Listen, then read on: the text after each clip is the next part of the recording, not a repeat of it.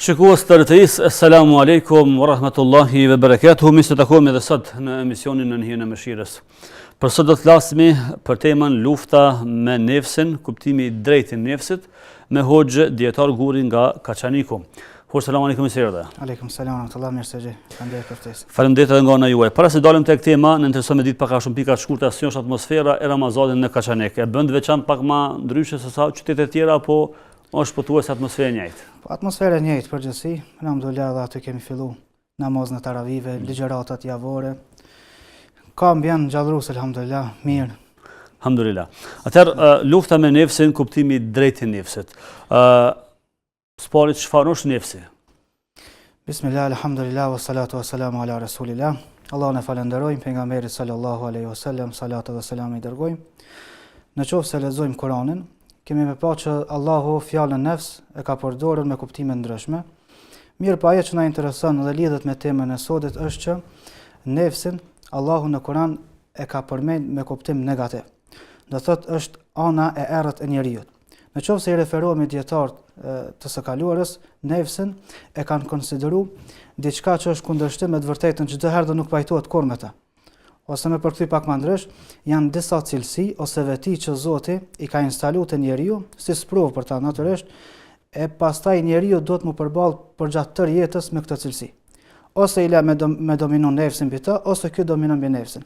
Mirë, po ajo që ja vlen më theksu këto është që nefsi është cilësi negative që gjenden brenda njeriu. Me kuptu ma thjesht, po e marrim një shembull. Për shembull, shpesh na ndodh kur dëshiroj me bëni vepër të mirë. Dëshiron me dhon sadak. Tash prej momentit që e ke bën jetë me dhon këtë sadak, deri në veprim, me thon kur e çet në veprim çet vepër, janë disa mendime që të vinë në kokë. Pse ti më dhon? Pse s'po punon ai sikur se ti? Ka të afërm që janë më të pasur, s'po i nimojnë, çysh të minimu kur s'lidh kur gjë me ta. Dalin do pengesa. Po, bën disa pengesa që të pengojnë me arrit deri te plotësimi ose realizimi i veprës së mirë. E ç'ka është nefsi? Ç'ka është nefsi? Atëherë, pse është rëndësishme njohja e nefsit? Pse duhet me ditë shumë për të ose me njofta? Njohja e nefsit padyshim që është e rëndësishme nga se është armiku më i afërm që gjendet me ty. Po çfarë do bie ka në qofse i një armiq të largët, ndërsa nuk e një armikun që e ki brenda vetes. Pra, për me ndryshu ti, fillimisht do të me njoh veten, atë anët e errët që e kim brenda vetes, në mënyrë që me ndryshu. Për këta Allah ka thënë në Kur'an, inna Allahe la yughayyiru ma bi qaumin hatta yughayyiru ma bi anfusihim. Allahu kur nuk ka mundësi me ndryshu ty, përderisa ti nuk përpiqesh me ndryshu nefsin tënd, veten tënde. Po ashtu, nefsin është e rëndësishme me ditë, për shkak se nefsi është aleati kryesor i shejtanit. Aq më i fortë, aq më mbizotrues që është nefsi ndaj teje, aq më i fuqishëm është edhe shejtani në raport me ty në devimin tan.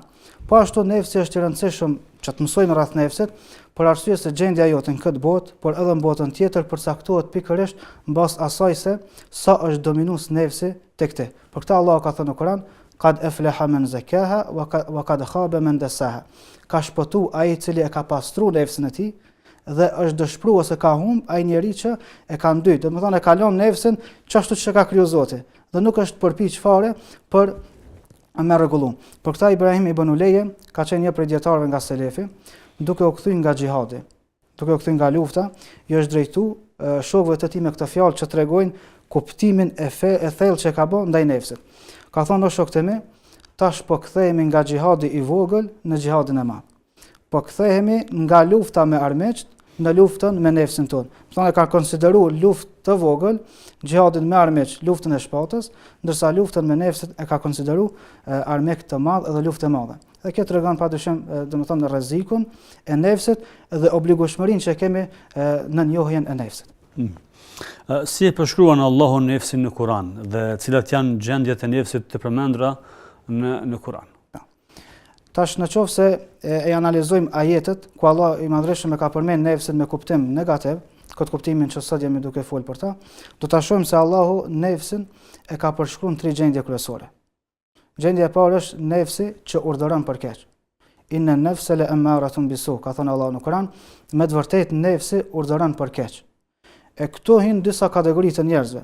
Ka njerëz të cilët nuk e kanë filluar edhe pritojnë me fillu luftën me nefsin. Dhe qysh në start, do të thotë janë bindje të plot ndaj nefsit. Çka do që urdhëron nefsi, ato veprojnë. mos u falë nuk falen, pi alkool, pin alkool. Do thotë fare nuk pretendon që mu përball me nefsin. Kategoria e dytë janë disa njerëz të cilët mundohen do thotë me luftu me nefsin, mirë po e shohin që janë shumë dopt. Andaj qysh në start ato ndoshta prap dorëzohen. Kategoria e tretë që ndoshta bëjmë shumë prej neve, se lufta me nefsit ka beteja të shumta. Ndoshta në disa beteja ki mundësi me fitu, mirë po në disa të tjera ki mundësi me humbë. Për shembull kemi shumë namaz fals, që ndoshta një cilësi të keqe nuk ka mundësi mu largu prej saj. Dhe kur ta pyet pse si ka hije namaz falsit me vepru këtë gjë, thotë e kam pamundur me lan. Nga se në çet aspekt me nefsin ky ka dështu. Për këtë arsye inshallah në fund do t'i mësojmë disa prej metodave që na mësojnë për me eduku nefsin edhe për me dominu mbi nefsin. Pra nefsi i parë ose gjendja e parë kur nefsi të urdhëron për keq. Gjendja e dytë është el-lawame, është nefsi çortues. Kjo është cilësi e mirë nëse gjendet tek njeriu, do thotë nefsi çortues, kur nefsi vetvetja jote, brendësia jote të çorton kur e kryen ndonjë gjuna ose kur nuk e kryen formën më të mirë një të mirë. Kjo është nefsi lawame, kur do thotë të ban me ndjenjen e fajit, kur e ban një vepër të keqe, edhe nuk të ban, domethënë më gëzu kur ta krysh një vepër të mirë, po thotë ke pas mundësi me krye edhe më mirë. Mirë, po këto duhet me pas kujdes pak se ndoshta secili për neve kur ta ndëgjojmë këtë gjendjen e dytë që tham është mirë me kon te besimtari, thotë mirë te kaksha. Mirë, po kjo ka mundësi me kalu në gjendjen e parë shumë shpejt. Pra në qoftë se ti nuk përkujdesesh që me ndëgju nefsin këtë aspekt, me marr çortimin e tij si të mirëfillt edhe mu përmirësu, ki mundësi me ra nivelin e parë.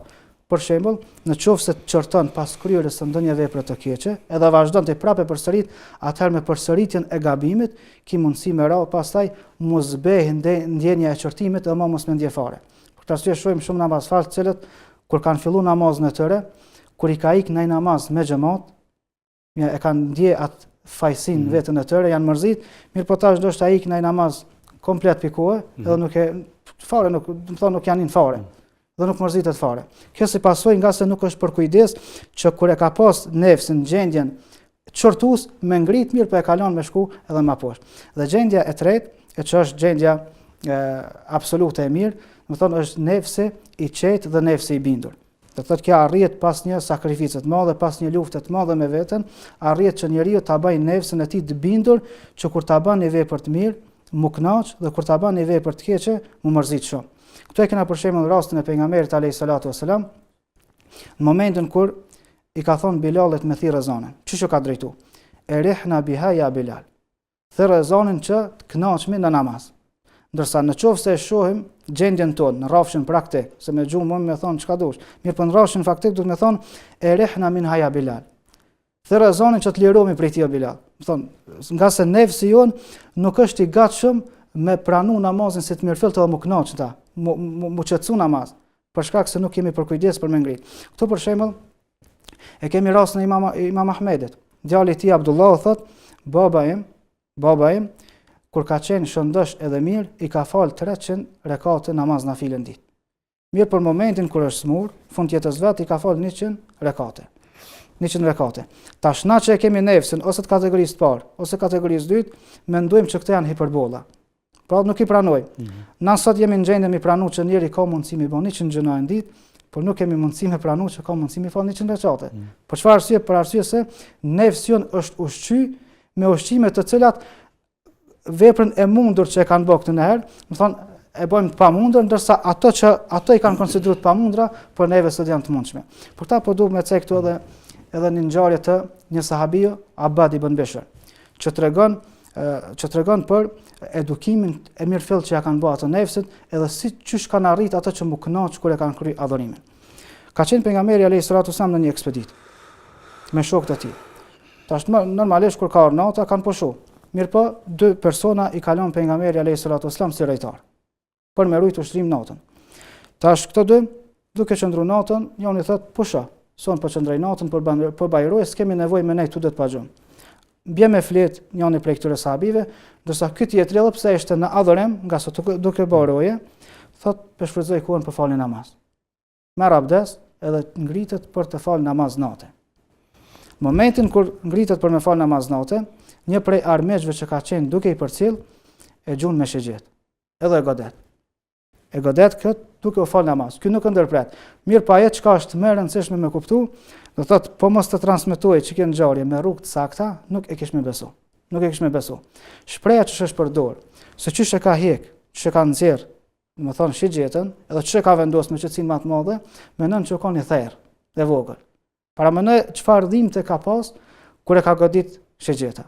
Po tash dhimbta shumë fishuat kur e nxjerr, nga se me shigjet del gjak, del mesh e kështu me radhë. Thotë e ka nxjerr edhe e ka vendosur, e ka vazhduar namazin. Kjo do të thonë përsërit të 3 herë, me 3 shigjeta e gjun ai pabesimtari ose armiku këtë sahabien. Dhe kur e shet që është duke nxjerr gjak, është duke humb gjak shumë, thotë pejgamberi alayhis salatu wasallam ka lënë me rujt ushtrin, ka mundësi me vdek edhe me tradhtu urdhrin e pejgamberit alayhis salatu wasallam. Dhe çka bën? E shpejton namazin, e kryen namazin edhe e ngrit shokun e vet. Kur e shet që janë në zgjumë muslimanët, armiku ik. Mirë po tash ky shoku i tij kur zgjohet prej gjumit e shen një pellg me gjak. Çuditë thotë çka bën kjo? Thotë vallahi thotë ata që jam kon duke përjetu. Nga leximi i Kuranit ka qenë më e dashur për mua me vazhdu mes më ndërprej namazin se sa me vdek. Çish e ka arrit këtë gjendje kë? Padyshim pas një lufte të madhe ose kemi rastin e atij persone që ja kanë amputuar komën. Do thotë kur ka qenë namaz. Mjekët dhajnë urdhër që për me shpëtu persone do të më okuput koma. Dhe çka bëj anestezian jo, thotë kur të futem në namaz, kur shkoj në sejdë, keni drejt me më amputu koma. Edhe veproj një gjatë tillë. Pra nuk e ka një fare, për çfarë arsye? Nga se ka arrit aq shumë me eduku vetën, nefsin e tij, saqë do thotë me përjetu këtë kënaqësi, edhe mu zhvendos prej kësaj bote komplet me dalë në një botë tjetër. Allah i mëshiroft. Allah i mëshiroft. Atëherë, a mund të kaloj njeriu nga gjendja e nefsit që urdhëron për të keqen në gjendjen e nefsit të qetë? Tha më herët, çashtu që ka mundësi njeri me ra prej një nefsi më të lartë në një gjendje më të ulët, çashtu ka mundësi edhe më ngrit. Elhamdulillah, Allahu ka bëu që kur personi e bën të keqe, me pas mundësi mund ndryshu. Jo do të thotë ul gjendja e tij, mirë, por ka mundësi edhe me pas ngritje. Për ta shembullin më të mirë kemi të Omerit radhiyallahu anhu. Omeri kush ishte para pranimit të Islamit dhe kush u bë pasi që e pranoi Islamin. Saqë thuhet i kishte Omeri nga ai që ishte një Omer që përshkruan historia si arrogant i ashpër, në një Omer që i kishte 2 vija në syt e tij prej do të thotë çarit të shumë. Nga lot e shumë që i kishte Omeri, nga frika ndaj Zotit të Madhreshëm, bëri që ti kishte 2 vija në syt e tij. Po nga një gjendje i ashpër, i egër, u shëndru Omerin duke eduku nefsin e tij në një gjendje krejtësisht ndryshe. Ose kemi rastin se dikush mund të më thonë, po ka qenë pabesimtar, tash është bërë musliman, me pranimin e Islamit largohen veprat e këqija kështu me radhë. E kemi rastin e Fudail ibn Iyadit. Fudail ibn Iyadi, kur të përmendet, na shkon menja do të thotë është sinonim i adhurimit të madh. Kur përmendet Fudail ibn Iyadi, neve na shkon menja të dietari më i madh që ka ekzistuar dhe të adhuruesi më i madh që kemi njohur pas gjeneratave, do të thotë pas sahabëve dhe pejgamberit sallallahu alaihi wasallam. Fudail ibn Iyadi do të thotë ka qenë plaçketës. Fudail ibn Iyadi ka qenë plaçketës që ja ka nal njerëzve, do të thotë rrugën edhe i ka plaçkit. Mirë po një ditë prej ditëve, Fudail ibn Iyadi dëshiron me shku te një shtëpi për me plaçkit. Mirë po pronari asaj shtëpie ka qenë duke fal namaz natë dhe ka lexuar ajetin kuranor Elem ya'ni lil ladhina amanu an takhsha qulubuhum li dhikrillah. Ku Allah thot a nuk ka ardhur koha? A nuk ka ardhur koha që mu pendu edhe zemrat e juve mu rënqet edhe më pas frikë nda madhria Allah subhanahu wa taala? Kur ndëgjon këtë ajet kuranor Fudail ibn Iyadi, do thot penduat thot o Zot tash ka ardhur koha. Fudail ibn Iyadi prej një plaçkice që po friksohen njerëzit prej tina, po shndrohet në një sinonim të adhurimit. Dhe çdo herë kur përmendet Fudail ibn Iyadi, do thotë nal më mirë me ndëgju se çka ka thonë. Nga se thëniet e tij janë të arta, veprat e tij janë të amlasimjalta. Për këtë arsye njeriu ka mundësi, mirë po padyshim që në vetë mund edhe sakrificë. Atëherë Hoxh, a mund të ndodhë që njeriu të mendojë se e ka edukuar nefsin e tij, po ndërkohë që në realitet është e kundërta e tij? Kjo ka mundësi me ndodhë, edhe ka mundësi me ndodhë bashkë që atëherë kur njeriu mendon se ka arrit diçka. Pra nefsi përmes lakmisë, përmes vetpëlqimit, mundohet që njeriu do thotë me ul në nivelin e parë që është nefsi që urdhëron për keq. Për shembull, shpesh herë njerëzit kur të arrin domethënë ti përsosin veprat e tyre të mira, fillon një farë vetëpëlqimi. Ka se e krahasojnë veten me ato që janë ndër ta. Ne e dim se fetarisht, nëse dëshiron me qëndru në vi, duhet me krahasu veten me ata që janë mbi te. Në aspektin fetar është qëllimi. Për këta Omeri radiallahu anhu që kishte kuptuar nefsin, çashtu që duhet, kur pejgamberi alayhis salatu wassalam e lajmëroi Hudhaifën për emrat e munafikëve, çka boni? Omeri shkoi te Hudhaifa dhe e pyeti, a jam unë mesin e tyre? Kush ka qenë Omeri? E tash para më muslimani sotit, momentin që një ditë ndoshta i fal 5 vakte në xhami.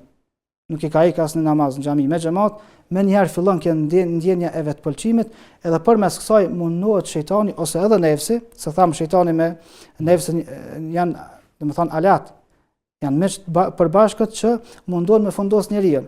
Mundohet që përmes vetpëlqimit me shkatërru njeriu. Por këtu e kemi edhe një cilësi e msheft që e veprojnë praktikuesit fetar e që tregon ndjenjen e vetpëlqimit, edhe që tregon se nefsi nuk është duke u ngrit, por është duke shku poshtë. Për shembull, kur jemi duke biseduar me fetar, shpesh herë ai nuk e lavdron veten direkt, mirë po çka bën? Duke e çortu tjetrin, dëshiron me shpreh vlerën ose lavdën që ka tek vetja. E kjo padyshim që është e rrezikshme. Pejgamberi alayhis salatu wasallam ka thënë: "Men labisa thawban shuhara, men labisa thawbati shuhra, albasahu Allahu thawba madhillatin yawm al-qiyamah." Kushdo që e vesh një rrobë për të njohur, për të dalluar para të tjerëve, qoftë për të treguar se je modest, qoftë për të treguar se je fetar. Domethënë e bën me diçka tjetër përveç asaj që ka kërkuar Allahu. Allahu ka më vesh rrobën teshën e poshtrimin ditën e gjykimit. Pra ti mendon që je në rrugë drejt. Mirë, po kjo është cilësi e përdor nefsit për më ulma poshtë. Për këtë Ibn Xhauzi Allahu më shëroft, ka qenë prej dietarëve më të mëdhej nga selefi. Saqë thot, me dorën time i kam shkruar 2000 libra. Me mira musliman, mëkatar janë penduar dorën e tij. Qindra mira njerëz që nuk kanë qenë besimtarë kanë pranuar islamin dorën e tij. Me mira persona i kanë dëgjuar derset e tij, saqë thuhet kur ka ligjëru, i kanë përcjell fjalët e tij, do thot grup pas grupi. Kjo edhe me çfarë fjalë ju ka drejtuar në nxënësat vet. Shikoni personin që e ka kuptuar direkt nefsin. I thot nxënësat vet, o nxënësat e mi. Kur të vdesim, edhe të kryet llogaria, edhe Allahu i ndan se kush është për xhenet e kush është për xhenem, thot nëse nuk më sheni në xhenet, pyetni për mua. Prandaj Ibn Xhauzi, pas gjithë kësaj të arriture, po i thon nxënësat vet, që secili prej arsimtarëve ose prej mësuesve, prej xhallarëve, e konsideron ata që është duke ndëgju në vetën e tij, ndërsa ky e ka pas të kundërtën. I tha nëse nuk më shini në xhenet, pyetni për mua, edhe interesoni për mua se nashta jam në xhenem. Pse bëni këtë? Nga se e kuptoj se nefsi, çashtu që ka mundësi me pas ngritje, ka mundësi me pas edhe ulje. A liron ndonjëherë njeriu plotësisht nga rreziku i nefsit dhe apo lufta me të vazhdon gjatë pothuajse gjatë jetës? Po përderisa ekziston shejtani, është gjallë shejtani, përderisa je gjallë vet, atëherë kjo luftë nuk përfundon. Nuk pas probleme vazhdimisht. Vazhdimisht dhe nuk merr fund përveç se me vdekje.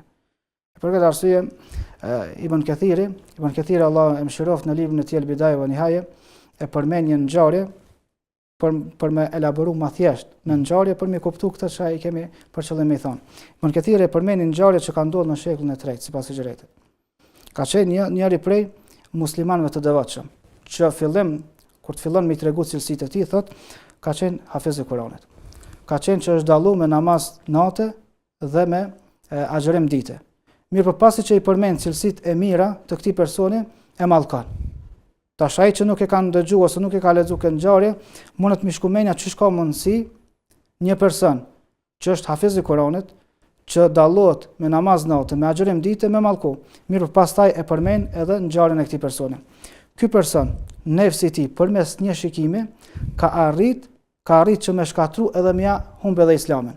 Për këtë arsye Ibn Kathiri e përmend që ky person është dashuru në një vajzë që nuk ka qenë besimtare e besimit islam. Aq shumë e lidh nefsi i tij me këtë vajzë, saqë shkon dhe e kërkon dorën e saj. Momentin kur shkon, ajo vajza i thot, unë kam një kusht, po pranoj mu martu me ty, mirë po e kam një kusht që me ndru fen. Prandaj për një hafizit Kuranit, për një njeri që u dallonte me namaz natë, me agjërim dite, thot arrin që me ndru fen shkak i një shikimi. E çish ka arrita pikërisht për shkak se nuk e ka kuptuar drejt nefsin. Por asnjëherë njeriu nuk bën mundi sigurt. Për këtë Allah ka thënë fala tuzakku anfusakum huwa a'lamu biman ittaqa. Kur mos e lavdroni veten, mos mendoni që keni arrit kulminacionin, mos e arrini sigurinë, nga se Allahu e din se kush është i devotshëm edhe kush ka mundësi çet epitet të devotshmërisë me çu deri në fund. Për këtë arsye lufta me nefsin është e vazhdueshme edhe vazhdon derisa të dorëzohemi shpirtin Allahu subhanahu wa taala. Pra, po më parasysh, nëse mund me tha backgroundit ose bagazhit tënd në fe, nuk je sigurt për fundin tënd. Asnjëherë. Për shkak se nuk e dihet. Allah na rujt. Cilat janë shkaqet dhe mjetet që ndihmojnë në edukimin dhe kontrollimin e nefsit? Për me shikuar se çysh edukohet nefsi, nefsi si rregull e përgjithshme edukohet në kundërtën e asaj që dëshiron. Si rregull e përgjithshme para se me cek veprat. Për shembull, shpesh herë nefsi dëshiron pushimin, e dëshiron qetësinë, vend që me shku me fal namazin në xhami, priton e fal në shtëpi. Thon banet kundërtën e asaj që dëshiron unë, egoja jote, në këtë mënyrë keme arrit me eduku nefsin. E në qovë se i bindesh atina, këtë mënyrë vetëm keme forcua ta ma shumë edhe keme bëma të fort. Mirë po, ka veprat shumëta, çdo vepër e mirë, pa dyshim që ndikon në edukimin e nefsit. Mirë po, këtu do të me pas parasysh një rregull të përgjithshme. Çdo vepër të mirë që mundohemi me bë, është të mirë me bë, më kanë i vendost në banjën e saj, edhe vazhdimësia në kryerjen e asaj vepre. Për të thuhet një thonje, guri nuk shpohet nga fuqia e ujit, mirë për nga vazhdimësia e pikave që bin ta. Në momentin kur ti një vepër e ban vazhdimisht, atëherë padyshim që keme arrit edhe me eduku vetveten tonë. Por tam tregohet një ngjarje nga selefi, ka qenë një prej selefëve, i cili është fal aq shumë namaz natë. Mirë po këtë e ka dallu një veprim që e ka bën që se kanë bën tjetër kush. E ka pas një shkop me veti që e ka marrë kur ka fal namaz natë. Çdo herë kur është lodh, i ka godit këmbët e tij. Edhe ka thonë një shprehje, ju ka drejtuar nefsit, padyshim se ai s'ka fol me kërkan. I ka drejtuar nefsit të tij, ka thonë, kam ia dëshmu pejgamberit alayhis salatu wassalam që pas vdekjes tij kanë mbet ende burra. Dhe thot pastaj shprehjen e dytë, thot do të mundohem me veprat e mia, me edukimin e nefsit që me i bë konkurrencë Ebu Bekrit dhe Omerit hyrin në xhenet. Ky e ka ditë që me Omerin edhe Ebu Bekrin s'u krahasohet. Mirë po për t'i tregu vendosmërinë e madhe që e ka nefsit dhe për mu dorëzu ai para këtina, i ka thonë këtë shprehje. Vendosmëria, vazhdimësia në vepra të mira është prej gjanave që më së shumti e edukon nefsin. E prej këtyre mund t'i veçojmë dy. E para, nxënia e ditorisë. Thonë, dija është prej shkaqeve kryesore që e ngrit njeriu. Për shembull, ignoranca është errësirë, dija është dritë. Qysh ki mundësi në qoftë se je në errësirë me kërku ndim ki mundësi me kërku. Mirë, po qysh ki mundësi me ditë që çaj që po ndihmon, a është armiku yt apo miku yt? Po ti po bie me një humner, po zgjat dorën apo kërkon ndihmë. Mirë, po është tërë. Qysh ku mundësi tash me ditë që çaj që ta zgjati dorën, a është miku yt apo armiku yt? S'ki mundësi. E këta qysh ki mundësi me arrit me nxënien e ditorisë, nga se me ditori ndriçohet veni edhe pastaj ishte gjona ashtu që janë realitet. Thonë, nxënia e ditorisë është prej sebepeve më të mira që e bën edukimin e nefsit. Për ta Ibn Kaimi ka thonë, shejtani ose nefsi mundohet të njeriu që s'ka ditori, t'ia çojnë mendje 10 vepra të mira. Të reja që si ka bë asnjëherë, mirë po synimi i tij është që me largu prej një vepre që është më e mirë se sa 10 këto që janë primare. Pra në qoftë se s'ki njohuri, ditori, më analizo veprat, cilës do të më dhonë më shumë prioritet, cila ka rëndësi më shumë te Zoti, pra shejtani mundohet përmes ignorancës, edhe nefsi po ashtu, që ty ndoshta më të bën, apo shej kom fillu disa punë të mira më bën, sadaka këta, po çka ka dobi sadaka kur ti s'falesh, për shembull. Përmes ditorisë, pastaj ti i analizon gjonat çashtu që janë. Edhe vepra e dytë që ndikon që është kryesore, që ndikon në edukimin e nefsit, është dhikri i vazhdueshëm. Sado i pakët që është dhikri i vazhdueshëm, siç ka thënë Imam Shafiu, është ushqim për zemrën, ushqim për shpirtin, është ushqim i dobishëm për nefsin.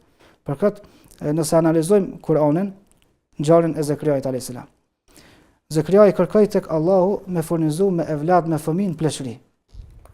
Edhe Allah i premtoi se ka më të furnizu me evlad. Mirë po Zekria i tash kërkoi një argument që i dëshmon se për këta do të thotë çfarë do t'i ndodh. Allah i tha, nuk i më fol 3 ditë. Tash dietarët, komentatorët e Kuranit kur analizojnë këtë ajet, shumë prej tyre thonë që Allahu ja ka pamundsuar Zekriait me fol, s'ka pas mundësi me fol. Ka dashur me fol, por s'ka pas mundësi. Mirë, pas kësaj na që thotë s'ki më mujt me fol thalathat al-ayyam, thotë wadhkur rabbaka kathiran. S'ki më pas mundësi me fol 3 ditë, e përmend Zotin shpesh. Që s'ki më mundësi me përmend Zotin shpesh, kur ti s'ki mundësi me fol. Dietarët thonë për shkak të rëndësisë që ka dhekri, për shkak se nuk ban besimtari asnjë ditë me çu pa dhekër, Allahu ja ka ndaluar të folmën, mirë po ja ka leju me bë dhekër. Thotë kur ka dash me bë dhekër, Zekria alayhis salam ka mujt me bë, mirë po me fol s'ka mujt. Pra kjo tregon për rëndësinë që ka dhekri në jetën e besimtarit, e padyshim që kjo rëndësi shfaqet edhe tek, do thotë edhe tek edukimi i nefsit. Hoxha, do të se u përmend, domethënë në kalim nga arsye të shkaqet, por sot dëgjojmë edhe vetë fetarët, vetë praktikuesit e fesë që pra përmend fillim që kanë ndoshta shumë bagazh në fetari, por kanë një problem që s'mund të më largu për shkak të nefsit. Për shembull kemi duhanxhit ose secili ka mangësinë e vet, por shohim edhe shumë djemtëri të cilët kanë entuziazëm për të lexuar, për të mësuar, por ka diçka që pengon. Ai ose ajo ka arsyet e veta të cilat i jep, që pra ka mësu lexim Kur'an, ka mësu ndoshta përmendesh, është rregull me namaz, pra obligative pastaj namaz natë, por ka diçka që e din edhe ai ose ajo që nuk është në mirën e tij apo të saj, por që thotë që sa vite jam të luftu me nefsin, po s'po mundem me largu. Në këtë rast, si komentohet kjo? Me qenë se po i merr shkaqes së bepet, por prap i ka disa gjëra që s'po mundet me lanë. Na fillimisht kur tregum për definicionin e nefsit, tham janë disa cilësi negative që Zoti i ka instalu tek njeriu.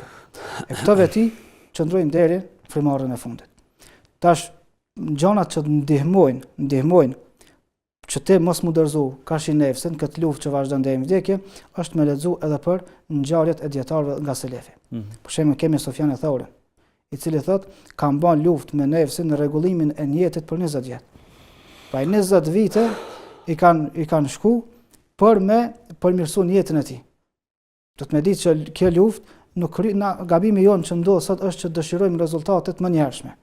Thotë sot e ban veprën, sot fillon më fal pse s'më ndjen namazin. Ka dalë në vite të kohë, në vite të mundë, në vite të sakrificë.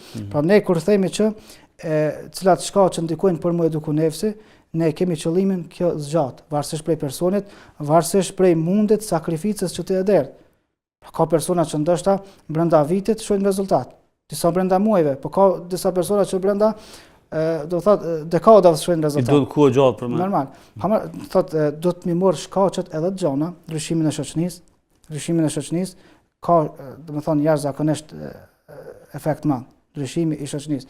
Në qoftë se ti fillon më fal, e prap qëndron me njerëz të cilët pinë alkool, padyshim që ekziston mundësia prap me rënë nivelin që ke qenë. Tash në qoftë se nuk sheh rezultate, nuk po sheh që po mundet me praktikë veprat e këqija, atëherë duhet më mundu me përdor metodën e zëvendësimit të veprave. Për shembull, një vepër të keqe me zëvendësu me një vepër të mirë. Për shembull, në qoftë se ti po e marr një shembull për me kuptuar atë që po dëshiroj me thonë. Momentin që ti e ke pas zakon, që kur të ka nervozu dikush me ofendu, me shah. Atëherë këtë vepër e zëvendëson me diçka tjetër, me një vepër të mirë. Lutje, dua ose me diçka tjetër, ose në qoftë se e ke pas zakon që e ke marrë telefonin shumë në dorë. Çdo herë pas faljes së namazit e ke kap telefonin. Tash këtë veprim zëvendësoj me një vepër të mirë. Pra bën vepra zëvendësuese, të cilat me lejen e Allahut të Madhreshëm pas një kohë të shkurt besoj që ka me pas rezultate. Të Hoxha, Allah shpërbleft këto shfundi për këtë emision. Faleminderit. Faleminderit edhe nga ju, pasi që keni bërë një rrugë nga Kaçaniku në Prishtinë dhe suksese në të ardhmen. Të nderuar shikues të RTV-s, kaq për këtë emision, do të takohemi sigurisht patjetër nëse jemi shëndosh dhe rahat në emisionin e radhës, dhe atëherë më mbet që ju mos ndroni kanalin, çndroni edhe me tutje me programet të RTV-s. Selam aleikum.